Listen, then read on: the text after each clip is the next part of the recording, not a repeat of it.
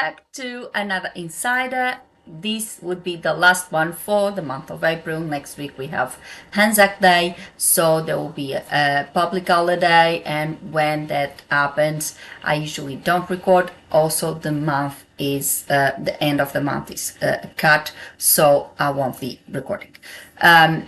So for today, I will bring you a topic that sometimes comes about, and people don't really know how exactly could they deal with situations like this. I'm talking about how do you or what do you do when you get contacted for a project you feel uncomfortable doing, does not meet your moral or ethical values, or something like that, or is political or toxic or whatever. So let's talk about how do we deal with uncomfortable projects or sensitive projects. Come with me.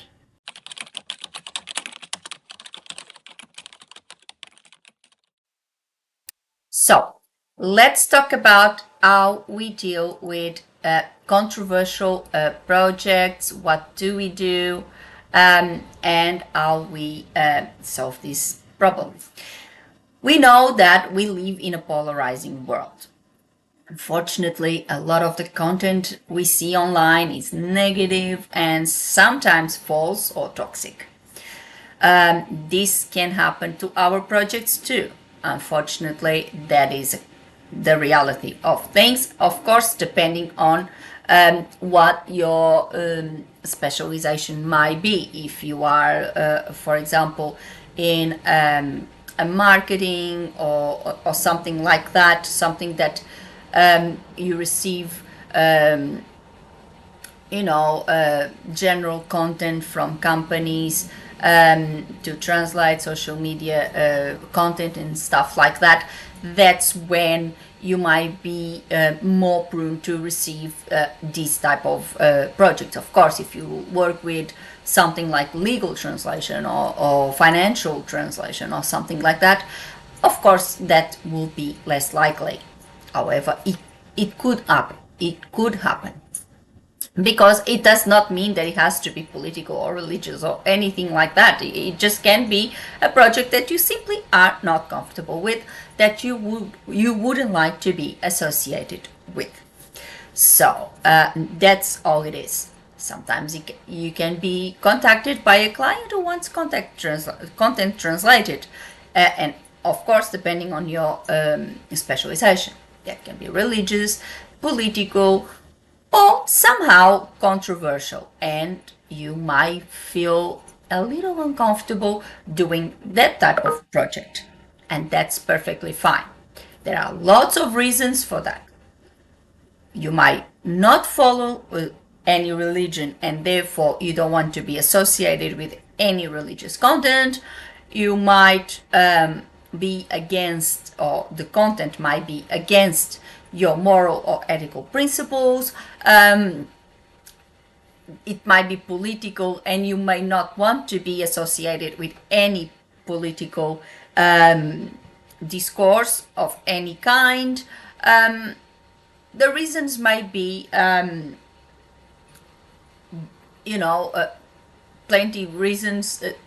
It does not mean that it can only be a certain type of content, or can only be a one type or one reason. It can be several.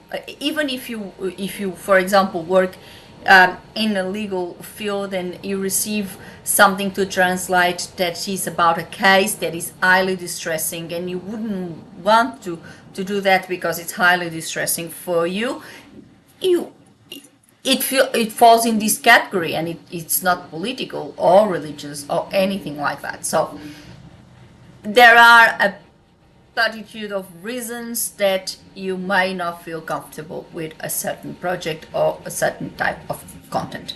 So what do we do? What do you do if that happens? Well, it's a very simple and straightforward answer, I would say.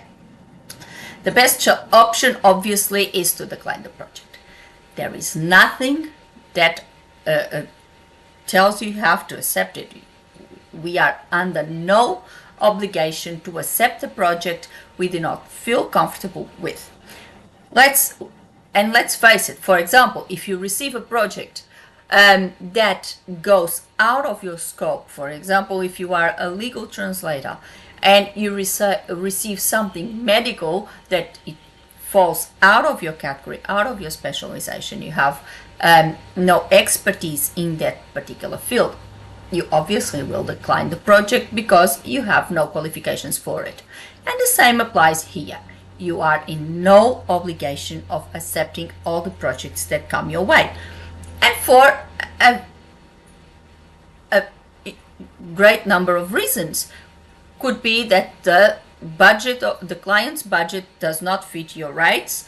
Could be that the deadline is too short. Could be that you are basically not available because you are working in another project.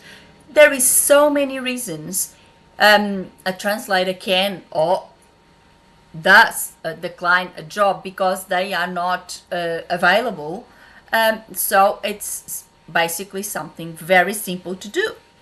However, it is important to note that our professional feelings, or our personal feelings, should I say, or opinions shall not be passed to the client. So, yes, we may not feel happy about that particular content. It may have something we do not agree with. However, for the sake of our professional relationship and our professionalism, that should not be passed to the client. We can decline the project because you say, well, it's out of my scope. I do not work with this type of project. I'm fully booked at the moment. I cannot accept the project. There is a vast amount of reasons we can present to the client about not working with that particular project. If we start making or adding to that particular project, to that particular content, with our personal opinions and things like that, creating, of course, possibly creating conflict, then that's where things go the other way. So I wouldn't say that we cannot decline the project. Of course we can. We are entitled to do so because at the end of the day, it's our profession, it's our professional life, and we know what projects we want to work with or are qualified to work with. And by no means we should be working with something that causes distress or that we don't want to work with or are not qualified to work with, anything like that.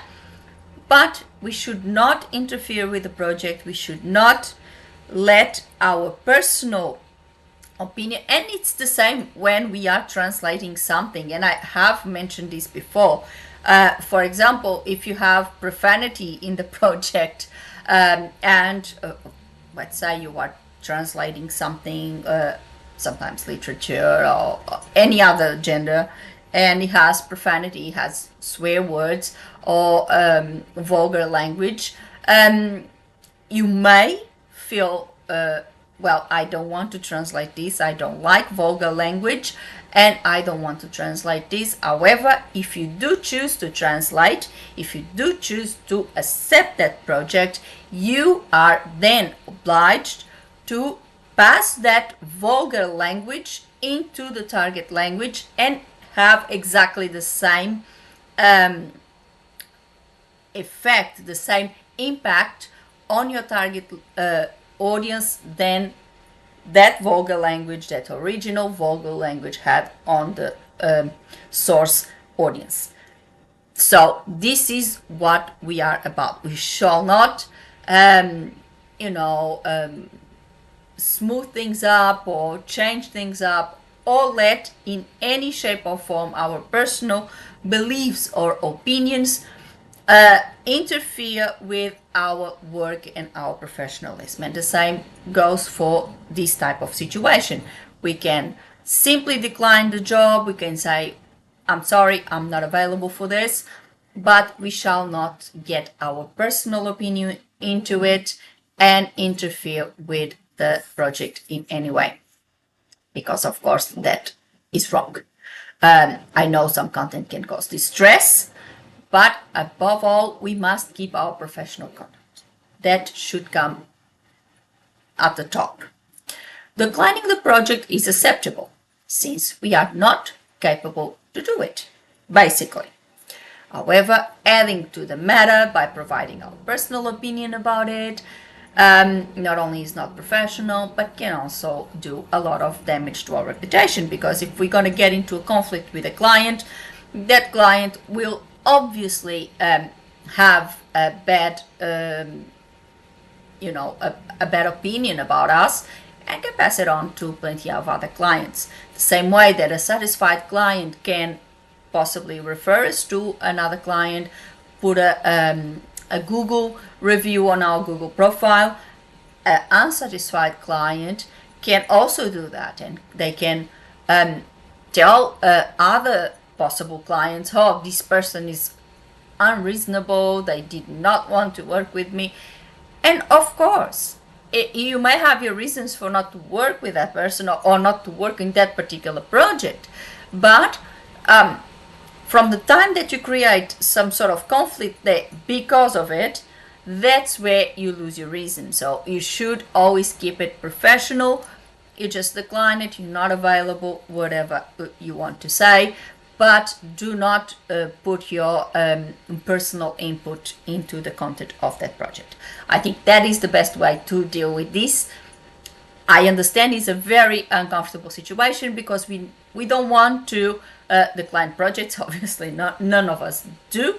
However, sometimes we have to, because of various reasons. Either we are busy, either we are going to go on holidays, or the project is simply out of our scope.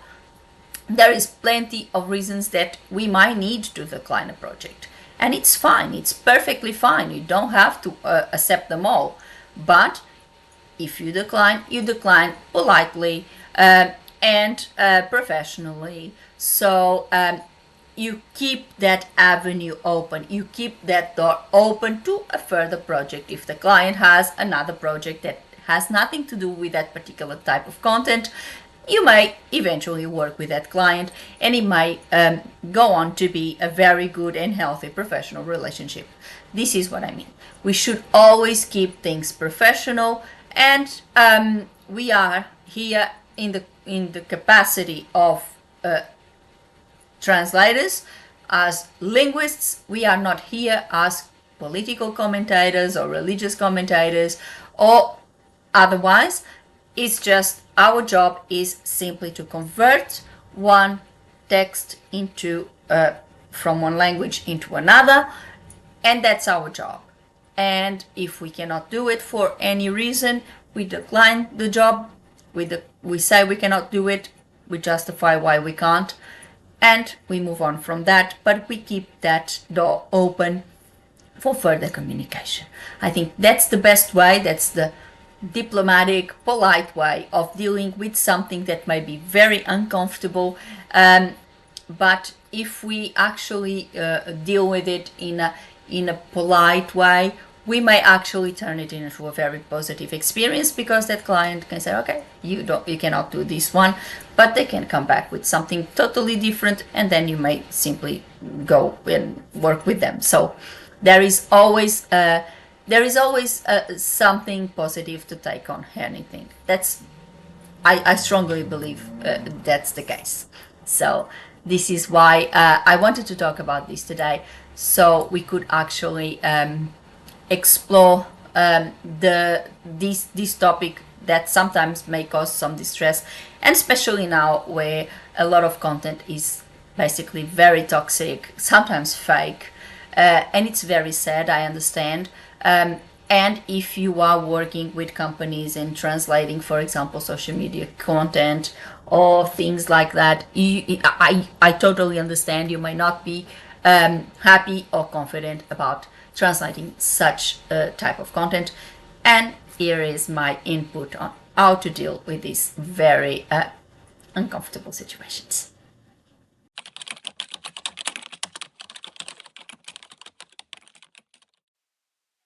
today. I hope you like this topic, this very touchy topic. I hope it helped you.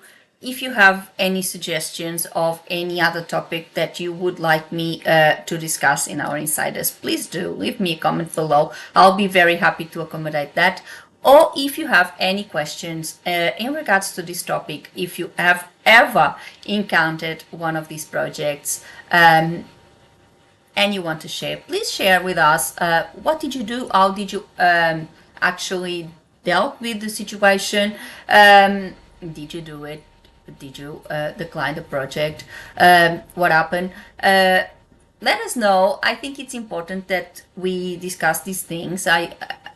I think communication, I'm always for communication, and I think that if we communicate and we actually discuss topics sensitive or otherwise, I think it's always good because creates awareness for things and creates that perception that we are basically in this together. We are all translators, we are in this together, and chances are in our careers, one way or another, we are going to be faced with something like this, and we will have to deal with something like this. So if we talk about it, if we have different inputs from different colleagues, how to deal with these sort of situations, I think is always positive, because we might, first of all, we'll learn new things, which is, for me, it's wonderful.